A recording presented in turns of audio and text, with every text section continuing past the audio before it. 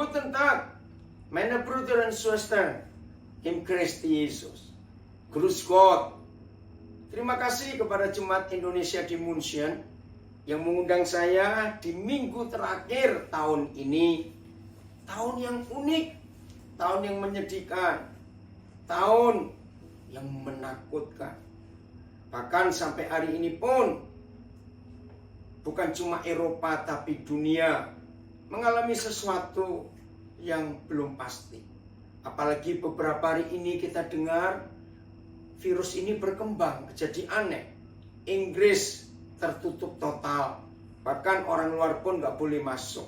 Saudara, kita nggak tahu mau jadi bagaimana, tapi percayalah di dalam Tuhan Yesus tetap ada harapan. Karena nggak tahu lagi. Memang saudara, kalau kita melihat virus ini aneh, nggak tahu kenapa bisa begini. Tapi janji Tuhan luar biasa untuk kita semuanya. Asal kita hidup takut akan Tuhan, ya, maka Tuhan akan tetap bertanggung jawab untuk kita semuanya. Tema saudara sebagai gereja Tuhan di minggu terakhir tahun ini adalah go, pergi. Sebelum kita meninggalkan tahun 2020, ya kita harus pergi, bukan? Ya pergi meninggalkan tahun ini dan kita pergi ke tahun yang baru. Go. Itulah kekristenan yang sesungguhnya. Ingat pesan Tuhan Yesus sebelum dia naik ke surga, jelas sekali. Pergilah kamu. Oke, saya akan baca ayat itu dalam Matius 28. Ya, Matius 28. Ayat yang ke-18. Matius 28 ayat yang ke-8. Oh, mulai 16 saja, mulai 16, maaf ya. Matius 28 mulai ayat 16. Judulnya indah. Perintah untuk memberitakan Injil. Dan ke-11 murid itu berangkat ke Galilea, ke bukit yang telah ditunjukkan Yesus kepada mereka. Ya udah. Ketika melihat dia, mereka menyembahnya. Tetapi beberapa orang ragu-ragu. Yesus mendekati mereka dan berkata, "Kepadaku telah diberikan segala kuasa di surga dan di bumi." Lihat ayat 19, Matius 28. Karena itu pergilah. Go. Karena itu pergilah. Terus, jadikanlah semua bangsa muridku, dan baptislah mereka dalam nama Bapa dan Anak dan Roh Kudus, dan ajarlah mereka melakukan segala sesuatu yang telah kuperintahkan kepadamu, dan ketahuilah aku menyertai kamu senantiasa sampai kepada akhir zaman. Karena itu pergilah. Saudara, firman ini luar biasa. Inilah perintah terakhir, perintah agung, the great commandment, istilah Alkitab, yang Tuhan Yesus beri kepada gereja, kepada murid-muridnya. Pergilah. Saudara, wajar semua orang kalau dapat perintah pergilah. Ya, ulangi. Wajar. Natürlich. Orang Jerman bilang, kalau ada orang memerintah pergilah, itu nggak mungkin suruh pergi dengan tangan kosong. Tidak. Pergilah, itu pasti diberi uang. Betul nggak? Diberi bekal. Diberi sesuatu. Wajib dan harus. Nah, lihat Tuhan Yesus. Sebelum dia berkata, pergilah, ternyata Tuhan Yesus menyiapkan sesuatu untuk kita murid-muridnya, untuk kita gerejanya. Apa? yang dia persiapkan? Yang dia persiapkan adalah ayat 17-nya. Segala kuasa telah diberikan kepadaku. Segala kuasa telah diberikan kepadaku. Kuasa apa? Yang di atas dan yang di bumi telah diberikan kepadaku. Apa artinya yang di atas dan yang di bumi? Ya berarti di seluruh dunia ini sudah di tangan Tuhan Yesus. Ini luar biasa.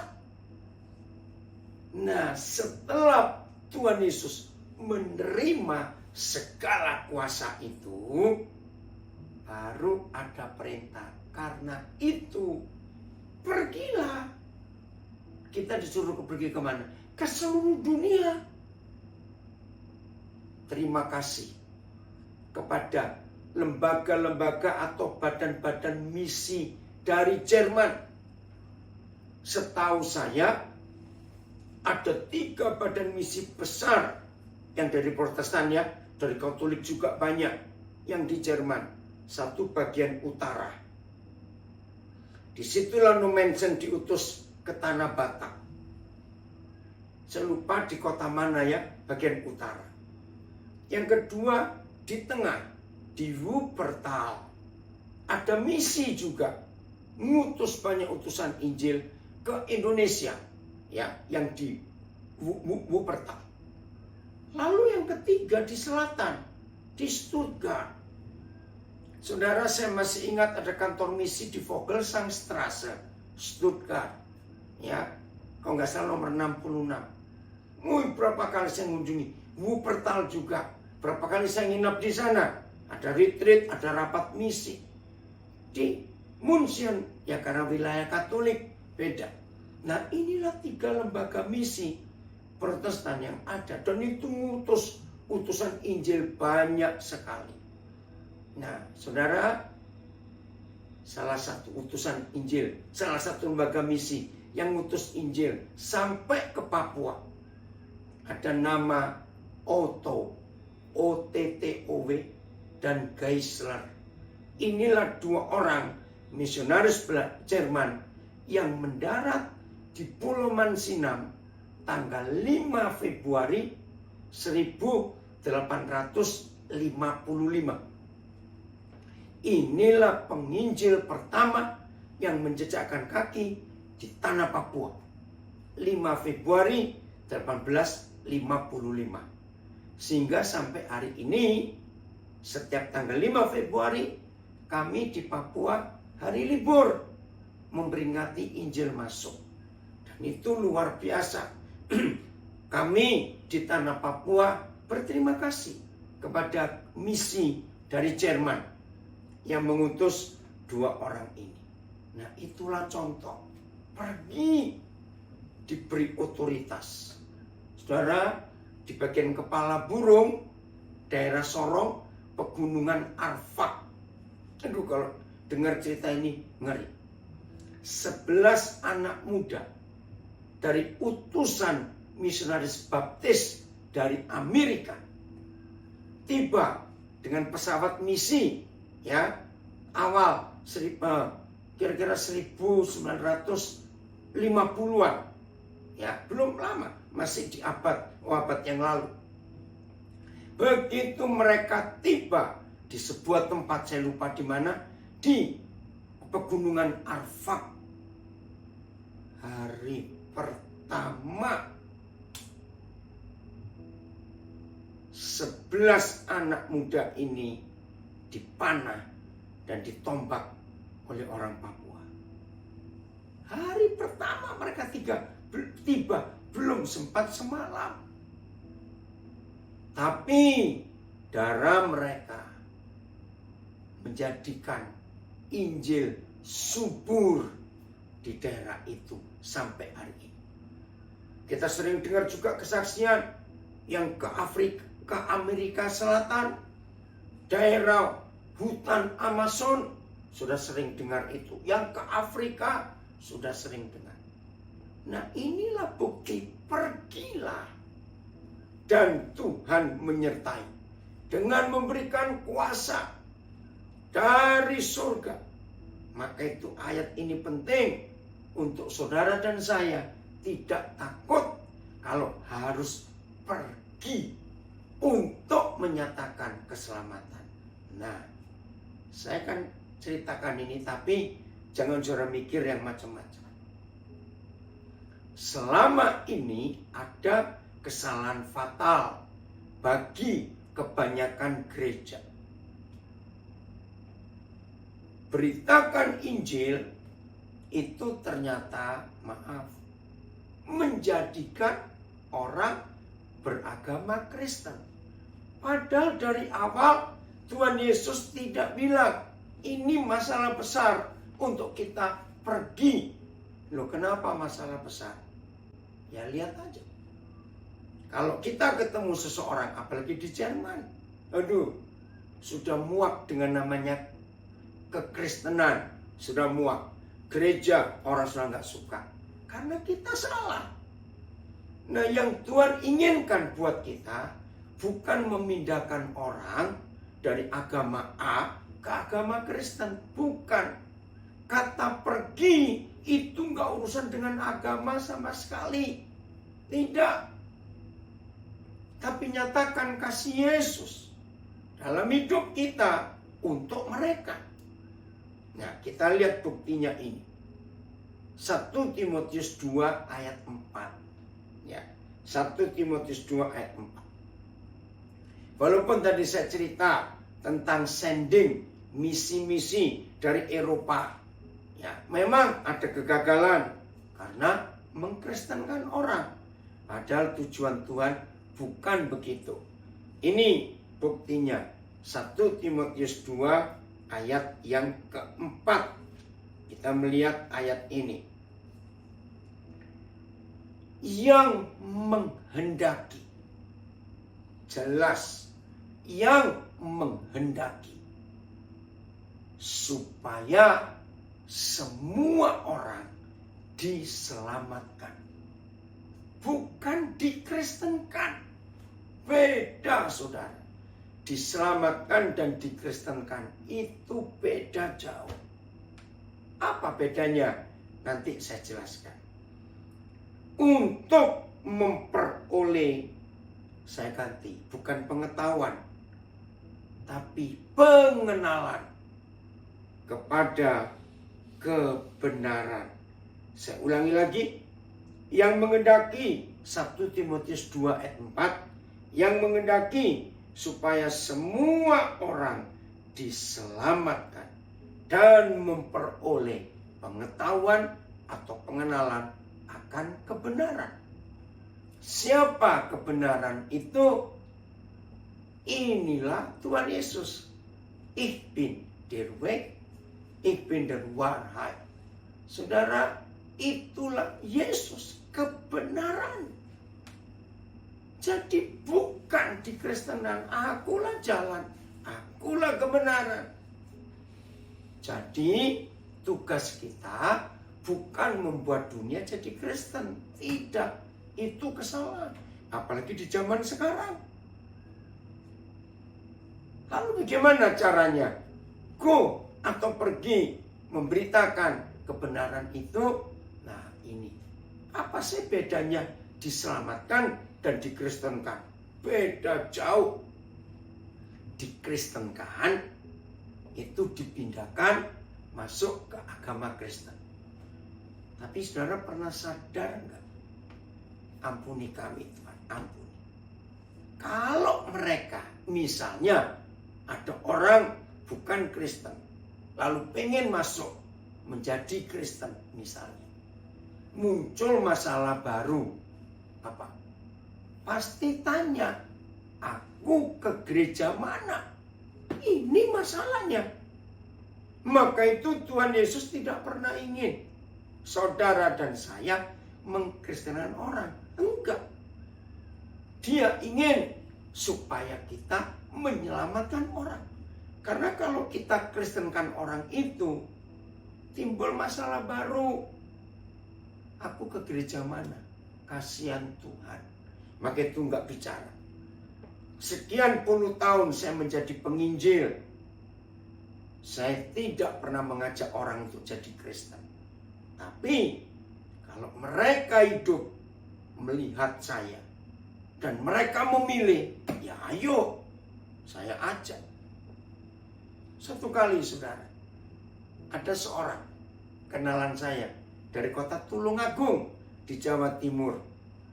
Nah, ini ibu-ibu, dia tahu saya suka nyekolahkan orang. Nah, dia punya tetangga, cita-citanya jadi bidan, ya, yang menolong orang melahirkan.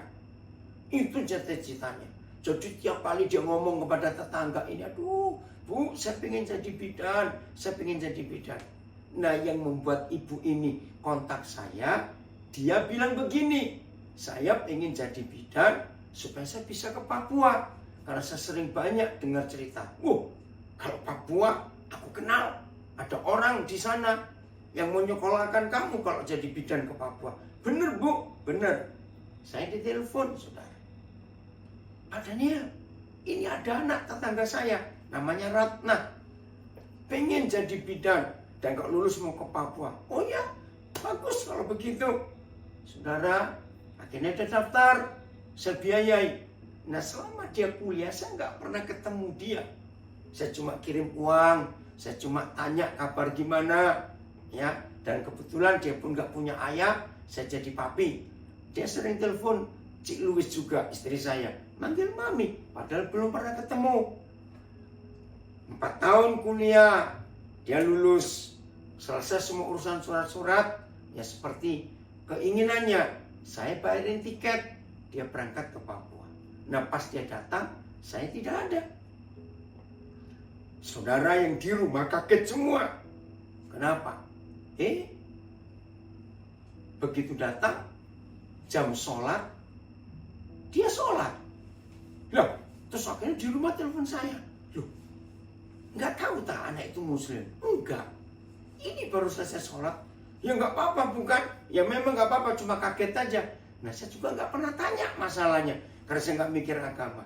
Terus saya telepon kepada ibu itu. Ya ibu Eni namanya. Ibu Eni, loh, Ratna itu muslim? Iya. Kenapa? Ya nggak apa-apa. Saya bilang begitu. Ya sudah, mau bagaimana? Akhirnya dia melamar dan jadi bidan sampai hari ini di Rumah Sakit Umum Daerah Nabire. 3 bulan kemudian, saudara, nggak ada apa-apa. Kami nggak pernah ngajak sama sekali. Karena semua anak-anak saya, tim saya sudah belajar. Nggak perlu orang pindah agama Kristen, tidak. Tapi, ya karena tinggal di rumah, hari Minggu ada kebaktian, ya dia ikut. Ya ikut rame-rame aja lah. Kalau ada acara-acara, syukuran, ada makanan, dia ikut sibuk. Ternyata 3 bulan itu Roh Kudus bekerja di hidupnya. Suatu hari dia bilang begini, Papi, boleh nggak kalau Ratna dibaptis? Boleh sekali. Tapi saya tanya, lu kenapa? Kok kamu tiba-tiba pingin? Ini loh jawabannya. Terus terang ya, di agama saya yang lama itu ribet sekali. Saya pikir bagaimana? Tapi lihat hidup papi, mami, dan semua saudara, kok enak dekat dengan Tuhan. Maka itu saya belajar. Oh, ternyata diam-diam 3 bulan itu dia tanya kepada anggota tim yang lain. Saudara, dia dibaptis. Luar biasa. Tuhan menjamah hidupnya. Maka itu kami nggak pernah ngajak dia pindah jadi Kristen, tidak. Tanggal 22 yang lalu, saya berkati pernikahan di Denpasar. Datang khusus. Siapa yang menikah? Anak saya. Namanya Aditya. Nama belakang nama Muslim. Loh, kok bisa? Ini yang luar biasa. Suatu hari saya nginep di Hotel Aston di Balikpapan. Kira-kira 4 tahun yang lalu. Nah, bellboy-nya nganterin barang saya masuk ke kamar. Begitu dia masuk, Roh Kudus bilang, anak ini begini begitu. Oh ya udah, saya terus minta nomor teleponnya. Saya nggak mau ganggu dia kerja. Kenapa Pak? Nggak apa-apa. Nanti Bapak tanya kalau kamu sudah selesai kerja. Pas juga saya datang, siap-siap mau ada pelayanan. Saudara, malam pulang pelayanan, saya kontak dia. Saya WhatsApp dia. Wih, dia kaget. Saya tanya tentang masa kecilnya. Ternyata dia nggak punya apa-apa, saudara. Dia ditinggal oleh papanya sejak dia masih kecil. Nah, hari itu dia ngalami zaman Tuhan. Apa yang dia buat? Boleh nggak Pak saya balik ke hotel? Loh, kan sudah selesai kerja. Pak, ini hal yang luar biasa. Saya belum pernah bertemu orang yang saya nggak kenal. Kok bisa begitu? Dia balik. Hanya minta saya doakan. Saya nggak ngajak jadi Kristen. Saudara, tapi sejak hari itu dia kontak saya. Tanya tentang seluk-beluk kehidupan. Tanya tentang masa depan semua. Ya saya sharing saja. Saudara, suatu hari dia telepon saya. Pak, saya ambil putusan. Semua ikut Tuhannya Papa saja. Ya benar. Iya Pak. Papa nggak pernah ngajak kamu. Memang. Saudara, akhirnya tahun depannya saya baptis dia. Di Kalimantan juga. Hidupnya berubah. Nah, 22 Desember kemarin dia menikah. Dia minta saya berkati. Ya karena memang dia nggak punya apa-apa. Nah, saudara, saya bilang, kalau ada di antara saudara mendengar cerita ini, yang ingin tahu nomor telepon nomor HP Ratna dan nomor HP Aditya, saya beritahu. Betul, kontak mereka.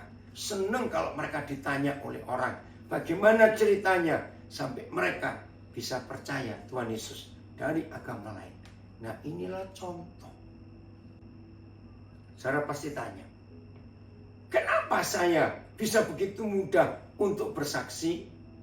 Mudah. Nah, tanggal 21 kemarin juga, ini kan 27, maaf. Saya berkati pernikahan di Surabaya. Di daerah Sidoarjo. Nah, pas makan siang, tiba-tiba saya ketemu di restoran kami makan. Yang di sebuah rumah makan. Tuhan bicara tentang salah seorang pelayannya. Nah, saya dekati. Saya tanya siapa namanya. Saudara, dia kaget. Karena Roh Kudus beritahu saya tentang masa lalunya. Saya nggak ngomong agama. Saya kenalkan. Saya pendeta. Ringkat cerita, saudara.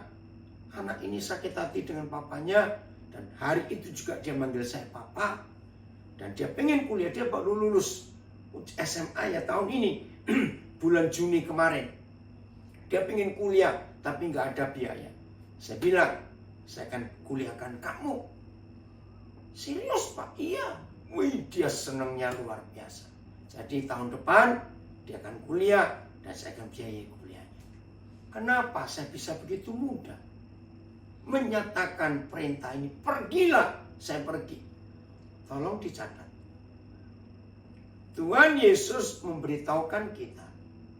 Injil itu digambarkan dengan 4 hal. 1, terang dunia. Betul tidak? Nah, kalau Yesus itu terang dunia dan Injil itu terang, saudara sadar nggak? Nggak pernah ada kehidupan nggak butuh terang. Betul? Semua kehidupan membutuhkan terang. Rata-rata, kecuali di laut dalam ya, nggak butuh sinar matahari. Semua butuh terang. Untuk mengembangbiakkan hidup. Manusia juga.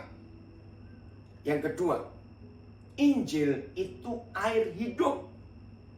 Kan begitu kata Tuhan Yesus. Mana ada kehidupan gak butuh air? Orang mati aja masih butuh air buat mandi, maaf. Nomor 3, Tuhan Yesus berkata, kitalah terang dunia. Maaf, garam dunia. Terang dunia, air hidup. Yang ketiga, garam dunia. Tidak semua orang butuh gula. Tapi orang hidup pasti butuh garam. Nomor 4, kasih. Tuhan itu kasih. Who is love? Itulah 1 Yohanes 4 ayat 8. Tuhan itu kasih. Sekarang bayangkan. Terang, air, garam, kasih. Mikir. Tidak ada seorang pun manusia yang tidak membutuhkan 4 hal ini. Bukan salah satu loh, 4 hal ini. Kalau salah satu, oke, aku cuma butuh terang tapi gak butuh air. Nggak mungkin. Oke, aku cuma butuh kasih, nggak butuh garam, nggak butuh air. Nggak mungkin. Maka itu, saudara-saudara di gym, di Munich, Jemaat Indonesia Munich, München. Ayo menghadapi tahun depan. Go! Itu tema saudara. Pergi. Jadi inilah waktunya. Dan kita pergi bukan membawa agama Kristen. Kita pergi membawa terang, membawa air, membawa garam dunia, membawa kasih. Orang pasti menerima. Serius. Satu kali saudara, ini pengalaman yang luar biasa. Waktu itu pergi bersama Adon Bisdem, karena Adon pernah ke München juga. Ke sebuah kota, ya, di Halmahera, itu Maluku, ya, namanya kota Masohi. Nah, pas kami datang, kami nginep di rumah, katanya itu orang paling kaya di pulau itu, di kota itu. Memang Tuhan berkati keluarga ini. Tapi mereka semua sudah pindah ke Jakarta. Jadi tinggal karyawannya saja. Rumah besar bagus. Nah, begitu kami masuk, saya biasa melihat rumah, karyawannya banyak. Wih, tiba-tiba ada Rottweiler, anjing, di halaman belakang. Wih, saya lihat, aduh, kasihan betul anjing ini. Rantainya sudah, jadi pendek yang panjang itu. Saudara, terus saya tanya, kenapa begini? Wih Pak, jangan dekat Pak. Anjing ini galak sekali. Saudara, tapi dengan saya berkata, ayo ya, saya buktikan pada kalian. Kalau anjing itu disayang, dia pasti nurut. Jangan Pak, nanti gigit. Dia sudah berapa kali gigit orang. Gak usah takut, saya bilang. Saya buktikan. Ayo, ya. Wih, mereka was-was. Saya datang dengan kasih. Saya sayang dia. Anjing kan suka disayang. Anjing aja butuh kasih loh, saudara. Begitu saya dekati, langsung dia terlentang. Tahu kalau anjing terlentang, minta digosok perutnya ini loh. Wow, saya gosok dia. Begitu saya gosok perutnya, dia berdiri. Begitu dia meloncat berdiri, yang lain teriak, saudara. Enggak, saya bilang enggak apa-apa, enggak apa-apa. Wih, tapi ampun baunya. Karena mereka nggak berani dekat. Jadi kalau memberi makan, beri minum, ya di baskomnya tempatnya didorong pakai kayu panjang. Nggak ada yang dekat. Jadi nggak pernah dimandiin, nggak pernah apa. Begitu saya selesai gosok perutnya, dia berdiri, dia ngelunjak, saudara. Terus saya puk, maaf ya, pantatnya. Wih, dia senang sekali. Terus saya mainkan lehernya sini. Berubah. Lalu saya ambilkan, harus dipotong pakai tang. Karena rantainya sudah lilit begitu rupa. Sejak hari itu anjing ini berubah. Sampai pemiliknya telepon saya khusus. Kaget. Nah, itulah kasih. Anjing saja butuh. Maka itu percayalah. Kalau tema saudara go, Tuhan akan pakai saudara jadi berkat luar biasa. Bagian terakhir. Apa bedanya dikristenkan dan diselamatkan? Kalau dikristenkan, pindah ke agama Kristen. Kalau diselamatkan, itu enggak. Apa itu? Dikembalikan ke posisi semula. Waktu manusia diciptakan. Apa posisi manusia semula waktu diciptakan? Kejadian 1:26. Bahwa kita ini serupa dan segambar dengan Dia. Nah, karena dosa merusak kita, yang seharusnya kita ini segambar dan serupa dengan Tuhan, maaf, akhirnya kita jadi serupa segambar dengan setan. Betul? Nah, disitulah Injil datang. Go, pergilah. Ayo selamatkan semua orang, kembalikan ke posisi semula. Bahwa saudara dan saya dan manusia-manusia yang lain itu serupa dan segambar dengan Tuhan. Keren gak? Bagaimana cara merubah? Yaitu tadi, nyatakan terang dunia, nyatakan air hidup, nyatakan garam dunia, dan nyatakan kasih. Maka orang itu hidupnya berubah. Inilah pesan tahun baru. Supaya tahun 2021 kita menggenapi perintah ini untuk pergi cari. Ya saudara, gak usah ke Afrika, gak usah ke Papua. Di Jerman saja, di Munchen masih banyak student-student, teman-teman saudara, atau siapa saja. Ayo, ibu-ibu, bapak-bapak, para suami, para istri, jadi berkat buat yang lain. Begitu pula dengan para student, pelajar-pelajar, saudara rumah tangga muda. Ayo jadi berkat. Maka kalau tema Jemaat Indonesia Munchen ini, go, pergi. Ingat ayat 20-nya. Dan aku, Matius 28 ayat 20. Dan aku menyertai kamu.